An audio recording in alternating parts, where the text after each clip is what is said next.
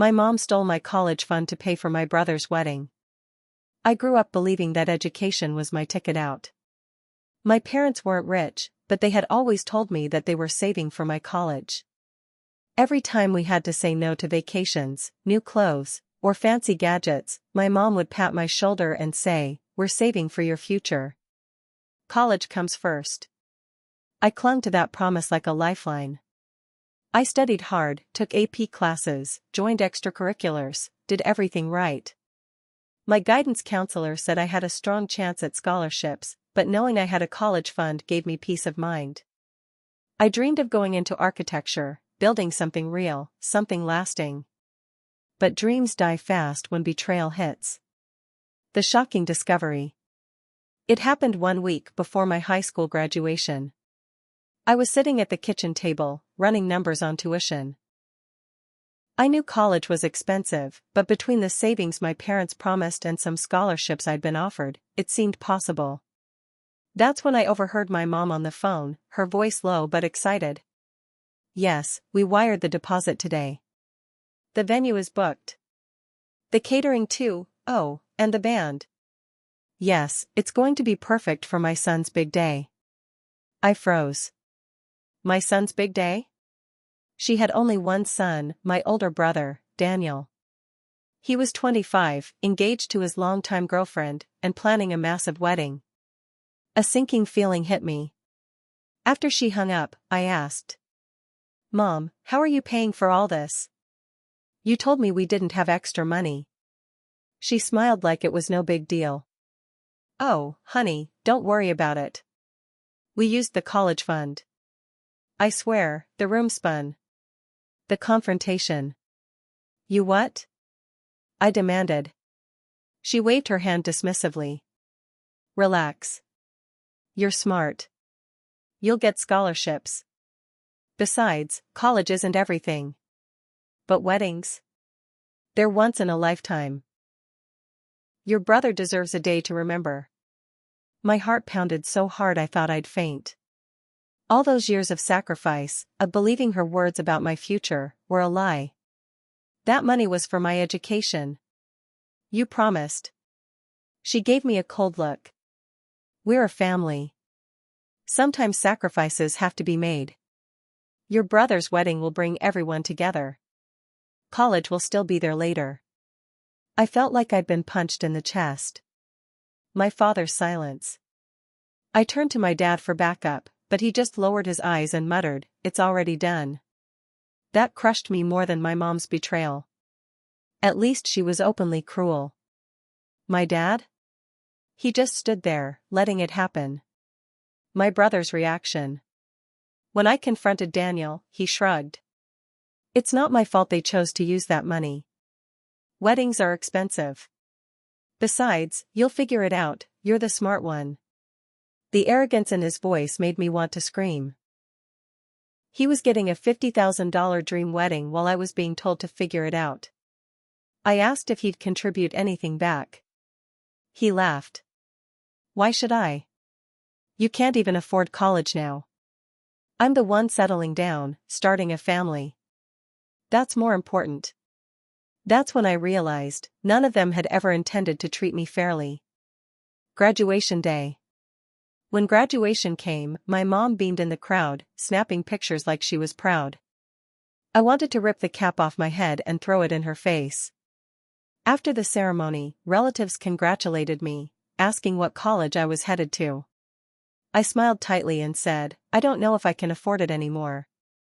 The confusion on their faces was priceless.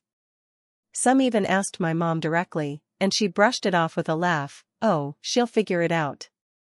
She always does." That night, I cried harder than I ever had before. Picking up the pieces. I refused to give up. I picked up 2 jobs, one at a grocery store, one bussing tables. I applied for every scholarship under the sun. I even considered community college just to stay afloat. Meanwhile, wedding preparations consumed the household. My mom was obsessed with flowers, table settings, dresses, photographers. Every time I came home sweaty and exhausted, she'd gush about "your brother's special day." Not once did she ask how I was holding up. The wedding. When the wedding finally came, it was exactly what my mom dreamed of, a sprawling outdoor venue, chandeliers hanging from trees, a live band, endless champagne. Guests raved about how magical it was. I couldn't stomach it. Watching them celebrate while knowing my future had been sacrificed for this circus was unbearable. During the reception, my brother gave a speech thanking my parents for their incredible generosity. He called them the best parents anyone could ask for. Everyone clapped.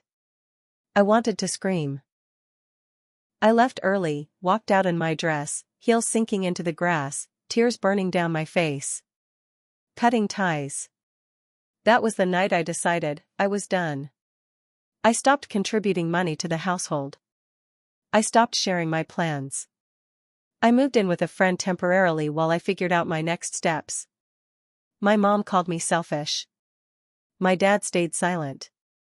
My brother texted once, "Don't be bitter. You'll thank us someday." No. I wouldn't. Years later. It's been 6 years since then. I worked my ass off, got a degree through night classes and scholarships, and built a career in design. I'm not rich, but I'm stable. Independent. My brother?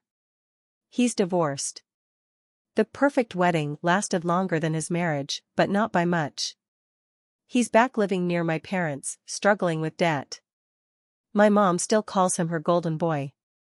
As for me, she occasionally reaches out, usually with guilt trips. "Family is all we have, don't you miss us?"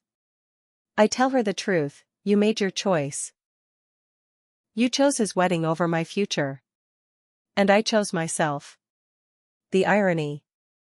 Last Christmas, she begged me to come home. I refused. She said, "I don't understand why you're still angry. It was just money." No. It wasn't just money. It was trust. It was years of promises shattered in one selfish decision. And that's something no apology, or wedding album, can ever erase. The first few months after my confrontation with my mom and brother were a blur. Rage fueled me at first. I worked double shifts, barely sleeping, just trying to scrape together enough to get back on my feet.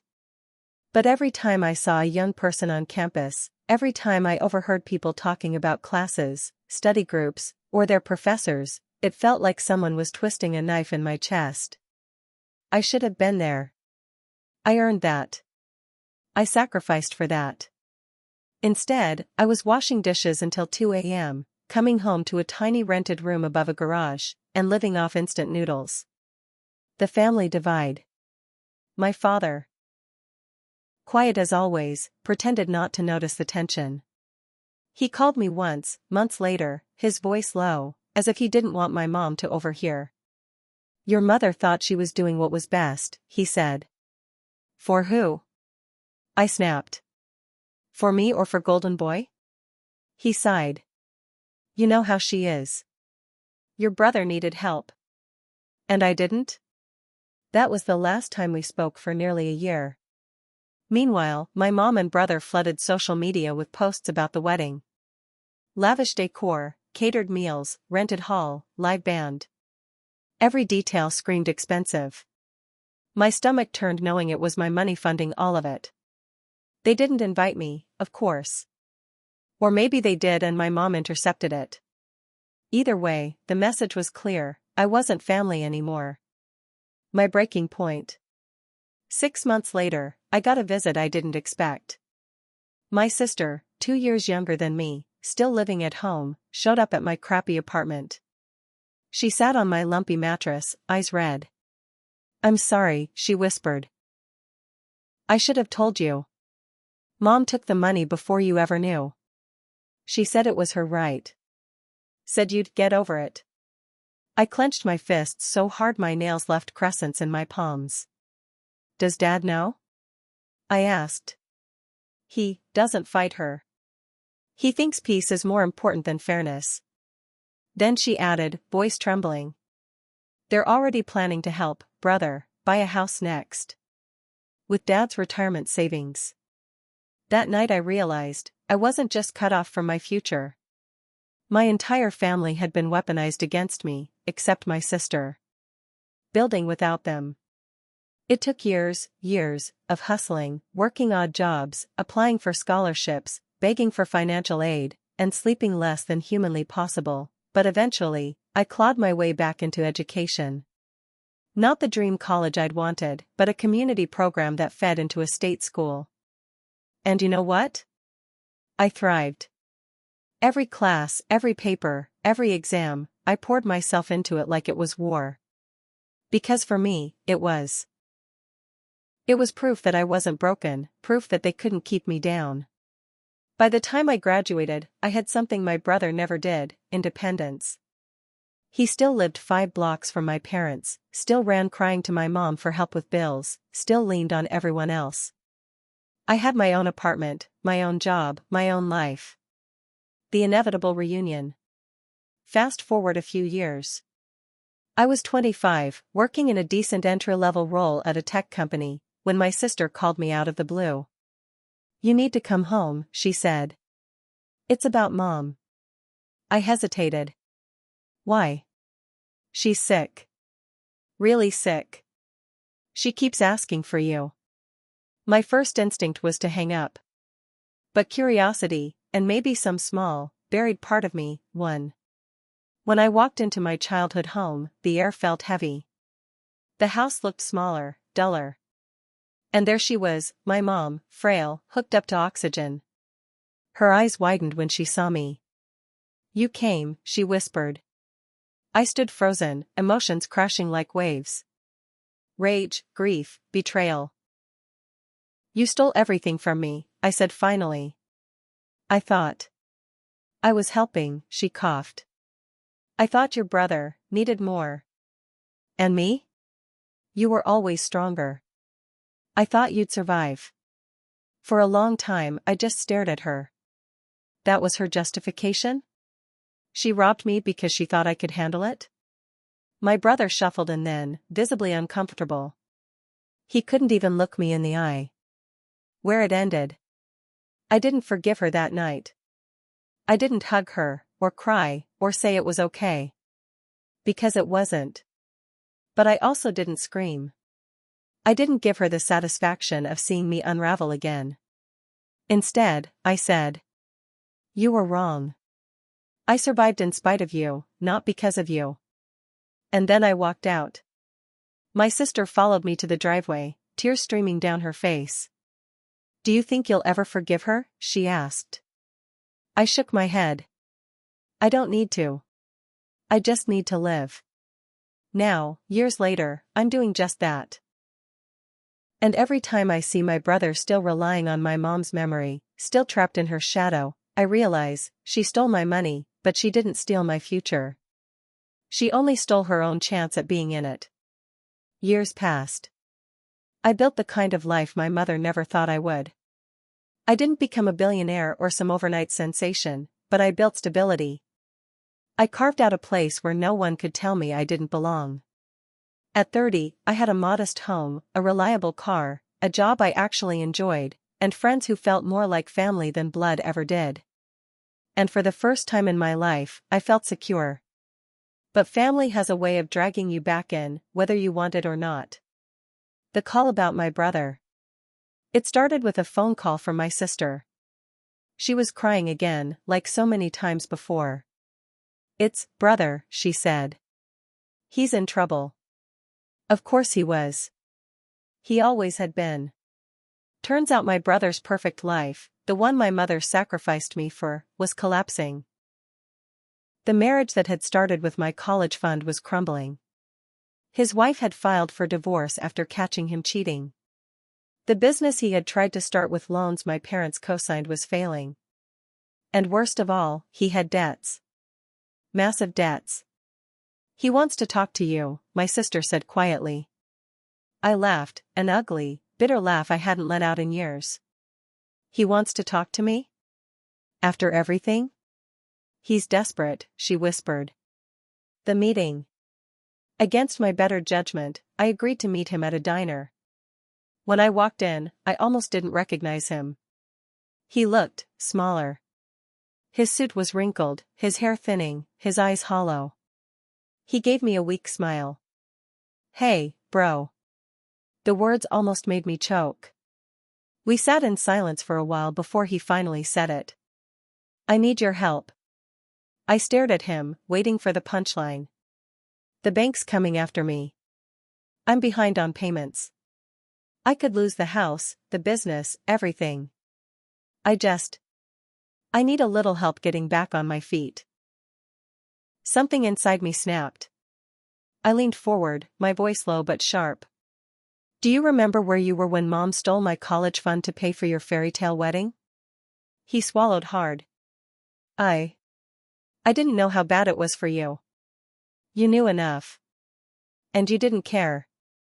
I slammed a 20 on the table for the coffee and stood. "You wanted Mom to treat you like the golden child. Well, congratulations. This is what it feels like when the gold runs out."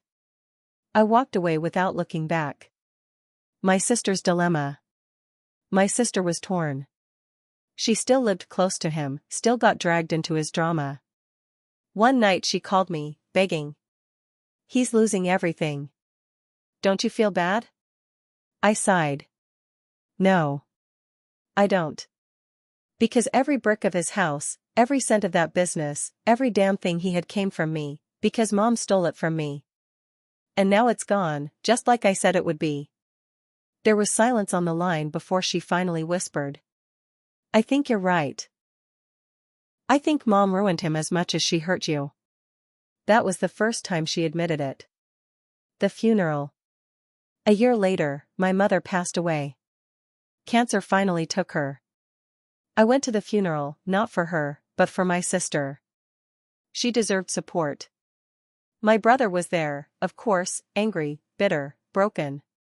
He gave me a look like I didn't belong. But when it came time to speak, I surprised everyone by standing up. I didn't tell stories about my mother's kindness, or her sacrifices, or her strength. I simply said, "My mother made choices. Some of them hurt me deeply. Some of them shaped who I am today. I stand here not as her golden child, not as her disappointment, but as her reminder, you can survive the choices others make for you." Then I walked out. The aftermath. In the months following her death, the truth about finances unraveled. My mother had drained not only my fund, but much of my father's retirement to prop up my brother. He was left with nothing. My father, old and tired, finally admitted he had been wrong to stay silent. My brother tried one last time to reach out, this time in an email. "We're both victims of Mom's choices. We should stick together." I deleted it without replying. Because I wasn't a victim anymore. Where I am now. Today, I'm free. Free of the weight of their expectations, free of the poison of favoritism, free of the cycle that chained my brother to failure. I built my own life from scratch, with no stolen money, no unfair advantage, no enabling parent. And that makes everything I have, every dollar, every friendship, every bit of peace, worth more than anything they ever gave him. My brother? Last I heard, he moved back in with his ex-wife's parents after losing the house. Still chasing shortcuts, still blaming everyone else. And me? I'm just living. Not bitter, not vengeful. Just living. Because the best revenge isn't payback. It's peace. A few months after my brother lost his house, my sister visited me. She looked tired but lighter somehow. "I finally cut ties with him," she said. "I can't keep fixing his mistakes." We sat on my porch drinking coffee, watching the sun dip below the horizon. For the first time, it felt like we were really free, both of us. I realized then that my story wasn't about losing a college fund, or even about my mother's betrayal.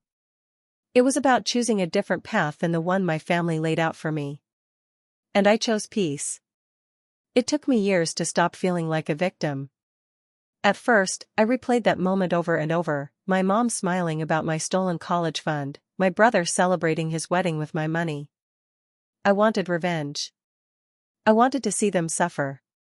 But revenge, I realized, would only tie me to the pain. What I needed was something stronger, my own life. So I poured myself into building it. I worked 2 jobs while finishing community college at night. I applied for every scholarship, every grant, every internship I could find. I learned how to budget, how to stand on my own feet, how to survive without anyone's permission or support. Every late night washing dishes, every cold winter walking home from work, every tiny victory added brick by brick to my independence. Meanwhile, my brother struggled. The business my mom had co-signed for him collapsed. His marriage ended, the house he'd bought with loans she helped him secure went into foreclosure. I watched from a distance, detached but aware. He was living a life built on shortcuts and my family's favoritism. He finally had a taste of reality, and I didn't need to deliver it. Life did that on its own. When my mother fell ill, she asked for me. I went, not because I forgave her, but because my sister needed support. Seeing her frail and weak, I realized the woman who had caused so much pain was now powerless. Her apologies, whispered between coughs and oxygen tanks, were too little, too late. I held my ground, I listened, but I didn't forgive. Standing by her bedside, I finally understood, I had already won. Not in a courtroom, not in a confrontation, not in revenge. I had survived, grown, and built a life on my own terms. My sister, my niece, my friends, they were the family I chose, the people who lifted me when my birth family had let me fall. I walked away from the hospital and from the shadow of my past with a sense of peace I'd never known. I no longer needed approval, validation, or recognition from those who had taken from me. The stolen college fund, the lavish wedding, the favoritism, all of it became irrelevant. Because I had taken something far more valuable, my life back. Today, I wake up in a home I earned, with a career I built, and people who love me not for what I give them, but for who I am. I'm free of guilt, free of expectation, free of the chains that once bound me to a family that chose appearances over love. And that, I realized, is more than any apology or restitution could ever give me. I am alive, I am whole, and I am finally, completely mine.